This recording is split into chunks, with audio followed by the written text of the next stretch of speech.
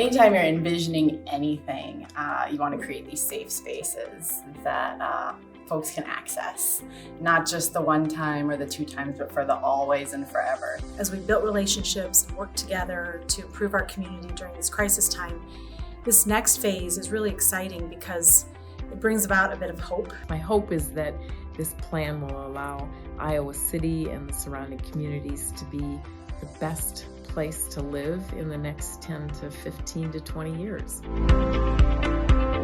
We work really hard with our stakeholders to make sure that we're meeting the promise of our brand. And so when we're all on the same page with what that brand is and what our promise is, I think it's going to hopefully touch everybody in the community. They're going to feel it. Particularly our public entities or nonprofit entities, and having a community vision is something that they can potentially line their own visions to, and collectively we can all work towards that together. Through the pandemic, one thing that we noticed very early and we've noticed often has been the real efficiency at which we were able to work when we align. So we've been working with a futurist, Rebecca Ryan, on this Foresight process, which really has us looking at our data and determining what kind of future we want to have in order to respond. Where is our growth?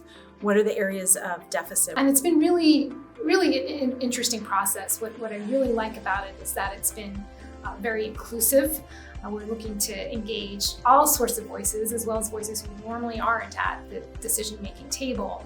And it's also very data-driven. I think the process has been pretty fascinating. We're working with some scenarios and strategies. We're almost working backwards to understand if this is where we want to be, and this is how I want to feel in 2030, then these are the steps that we need to take to get there. For me, the most important part of any process is the actual process. Getting in a room, getting on Zoom, talking through issues, kind of grappling with the sticky and challenging issues. You know, some of the early themes are certainly centered around some of the inequalities that our community continues to face. And where growth is going to happen in the coming years. As we grow, how do we think about equity? Because we don't ever want to get into a place where certain individuals and certain groups of individuals are prospering and others are not. But I also keep seeing the need to practice being vulnerable, the need to practice asking for help, the need to practice and perform and have feedback on sharing our ideas.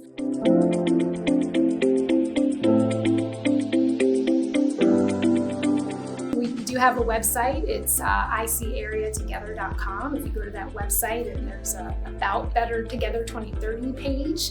At the bottom of that page is an area where you can sign up if you're interested in getting engaged in this vision work. If you're someone that wants to get involved in certain areas, raise your hand, be part of those strategic sessions, projects that will emerge from this. So there's going to be a lot of opportunities for the community to come together and execute this vision. Once this larger vision is developed, it'll be our goal to make sure that if people want to be involved in pushing forward to meet the vision, they have an opportunity to do so. I think as we move forward and complete this visioning process, it's going to be absolutely critical that it doesn't sit on a shelf. It's activated. I really am hopeful that this is just the beginning. And what we create, we can't even imagine how incredible it's going to be, that we keep moving towards it, because it will take all of us, all the time, forever.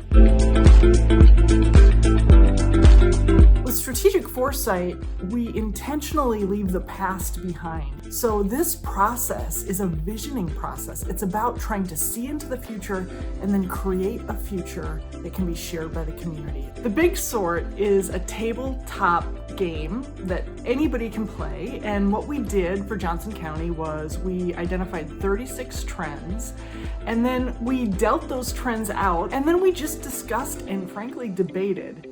How certain are we that this trend is actually going to come true in the future?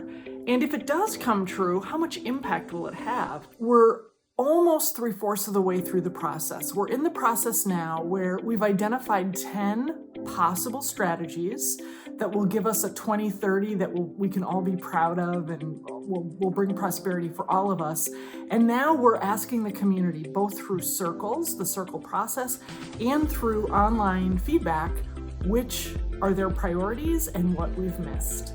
My experience in Johnson County so far has been, wow, the impact of the university is seen everywhere, not just in the economy, but also as we've been playing the big sword, as we've been going into the community, the amount of thoughtfulness, the amount of questioning, the amount of wanting to make sure that we get things right is pretty remarkable. What I would say overall is if you think quality of life is terrific today, it will be more terrific for more people at the conclusion of Better Together 2030.